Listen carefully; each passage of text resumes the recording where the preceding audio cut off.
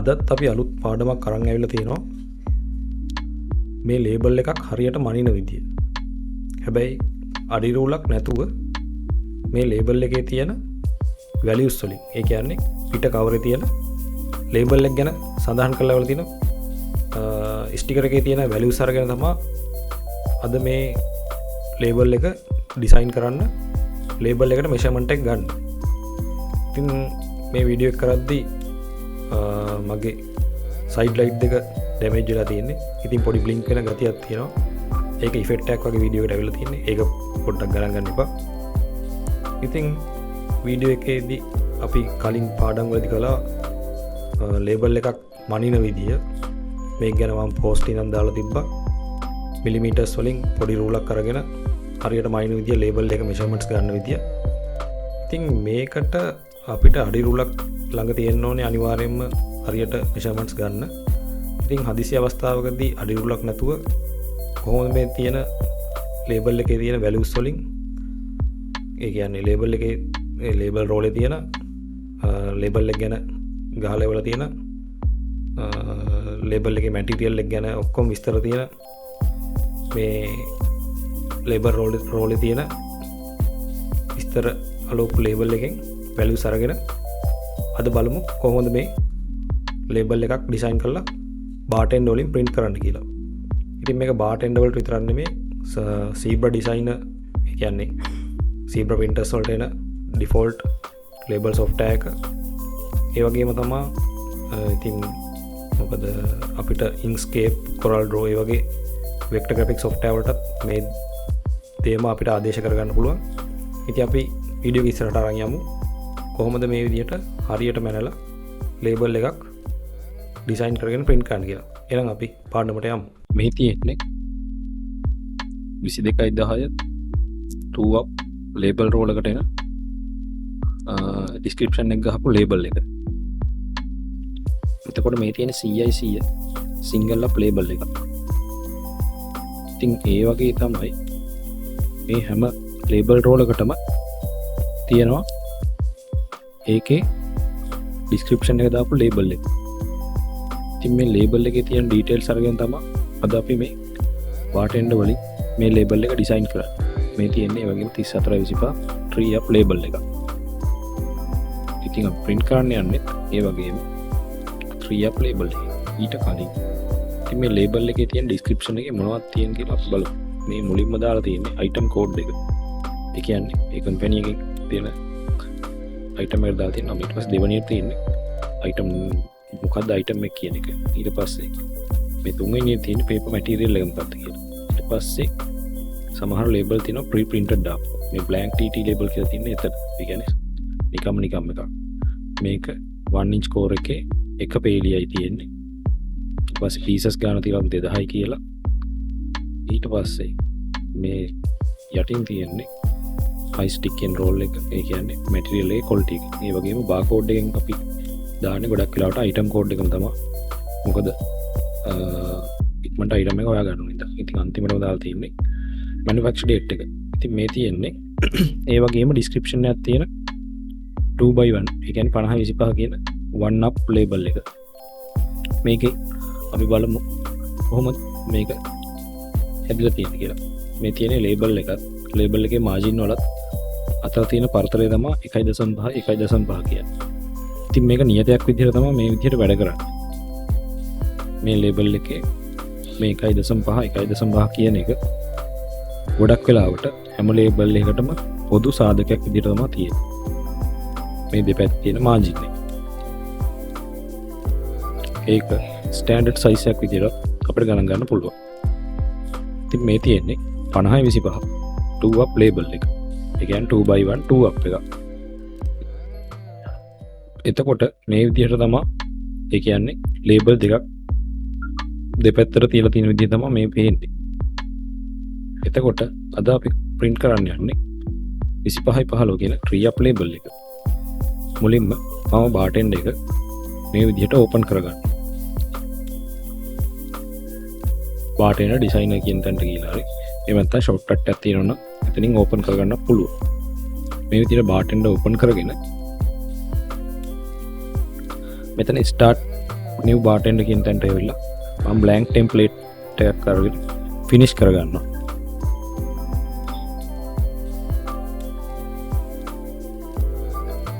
ඊට පස්සේ මුලින්ම කරගන්නේ මේක ඇවිල්ලා මම මගේ 2 Pro කියන desktop printer එක මගේ default printer විදිහට හදාගන්න එක. ඊට පස්සේ මෙතනින් page setup එක adjust automatically දෙනවා. මෙතනදී මම ruler එක right click කරලා මේක millimeters වලට දාගන්නවා. ඉතින් page එක double click කරලා මේ page setup කියන menu එකට එනවා. මෙතනට ඇවිල්ලා corner radius එක මම එකක් කියලා දානවා.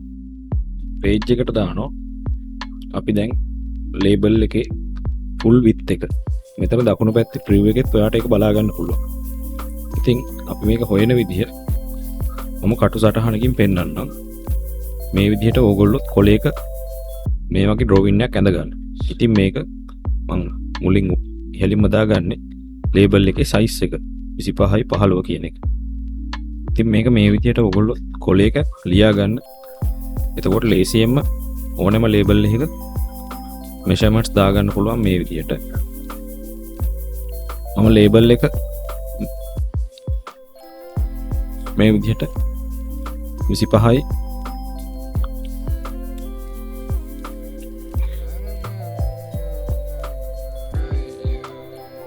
25යි කියලා මේ විදිහට ලියා ගන්නවා. ඉතින් මේ විදිහට මේ ක්‍රමයටම ඕගොල්ලෝ හැම label එකකටම දාගන්න. ඉතින් මේ තියෙන label එකේ උස මෙතනින් දාන්න. ඉතින් මේක නම් අවශ්‍ය වෙන්නේ නැහැ අපේ මේකට අපේ width එක හොයා ගන්න full width එකට. එතකොට මෙතනින් ගියාම මෙතන දාන්නේ label එකේ වම් පැත්තේ තියෙන margin size එක. margin එකේ දිග 1.5 කියලා. ඊට පස්සේ මෙතන තියෙන margin දෙකක එකතුවක්. ඒ කියන්නේ 1.5 ඒවා දෙකක්. මෙතනට එන්නේ මිලිමීටර 3යි කියලා. ඉතින් label දෙකක් අතර තියෙන පරතරයට ඒ කියන්නේ පේලි දෙකක් අතර තියෙන පරතරයට අපි හැම වෙලෙම 3 mm කියලා විදිය තමයි ගන්නෙ. එතකොට අපි වම් පැත්තේ margin එකත් 1.5 ගන්නවා. කෙරෝලෙම මේ විදියට label එකේ උසත් මම දාගන්නවා. මේක ඔයගලන්ට අවශ්‍ය නැහැ. ඉතින් මම මේක පැහැදිලි කිරීමක් විදිහට දාගන්නේ. ඉතින් මෙතන මේ තියෙන දකුණු පැත්තේ කෙරෝලේ 1.5 mm කියලා දාගන්නවා.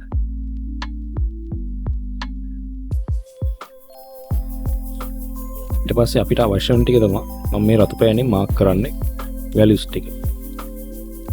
25 ඒවා 3ක් මේ විදිහට අරගන්නවා. ඊට පස්සේ මේ margin ටික එකතු කරන්න ඕනේ.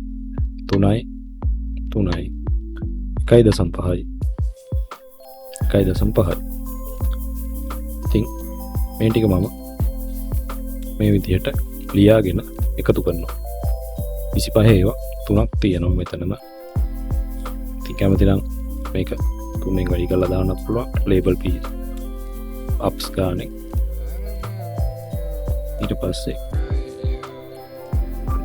margins ටික මේ විදිහට ලියා ගන්නවා.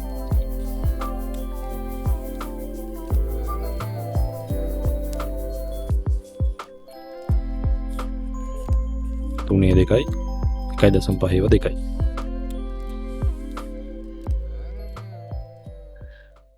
ඊට පස්සේ මෙතන එකතු කළාම 25 3ක් 75ක් එනවා. 75යි 6යි 81යි 81යි 3යි 84යි. මේක මිලිමීටර 84ක් කියලා එන්න ඕනේ මේ විදිහට. ඉතින් අපි මේ 84 තමයි මෙතන අපේ full width එක විදිහට label එකේ දාගන්නේ. මෙතනට මම 84 කියලා දානවා. label එකේ උස විදිහට මිලිමීටර 15 කියලා දාගන්නවා. අපි layout එක columns 3කට මේ විදිහට කඩා ගන්නවා. මේක මේ 25යි 15ට විතරක් නෙමෙයි හැම ලේබල් එකකටම පොදුවේ ඇප්ලයි කරන්න පුළුවන් ජියෝමෙට්‍රි එක. ඊට පස්සේ සෙට් මැනුවල් කියන තැනට ඇවිල්ලා මම 25 කියලා දානවා. දැන් ගානට ලේබල් එක බෙදිලා ඩිසයින් වෙලා ඉවරයි තියෙන්නේ. මේ ඊට පස්සේ මම මේක ඕකේ කරගන්නවා. ඊට පස්සේ මම මෙතන ටෙම්ප්ලේට් එකේ දැන්ට මම ඩිසයින් කරන්න නැහැ. දැන්ට බාර් කෝඩ් එකක් විතරක් දා ගන්නවා. කෝඩ් 128 කියන එකෙන්. මේක මම සයිස් කරගන්නවා ලේබල් එකේ ගානට.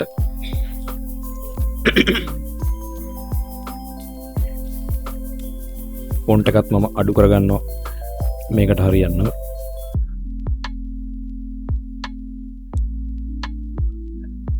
ඊට පස්සේ මේ විදිහට මම වින්ඩෝ එක ෆිட் කරගත්තාම අපිට ඕන විදිහට මේක හදා ගන්න පුළුවන්. මම මෙතන ඩොකියුමන්ට් ප්‍රොපර්ටිස් කියන තැනට ගිහිල්ලා අපිට ඇඩ්ජස්ට් කරන්න විදියක් නැහැ. මොකෝ ඩොකියුමන්ට් එක මිලිමීටර්ස් වලින් ඉන්චස් වලින් පෙන්නුවේ.